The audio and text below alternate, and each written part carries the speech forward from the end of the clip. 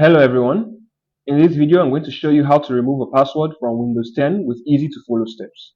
So without wasting any more time, let's get right to it. So what you want to do is press the Windows key and I on your keyboard. This takes you to the settings page. Now click Accounts. Now over here, click Sign In Options. Over here, under Require Sign In, click this and select Never. Now up here, click Password. Then click Change. Enter in your current password. Then click Next. Since we want to remove the password, there's no need to type anything here.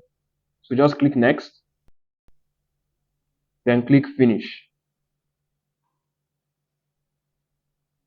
Once that's done, restart your system and you'll see that the changes have taken effect. When you restart your system, you'll still get the password prompt. But all you need to do is just hit Enter and then Windows will log in.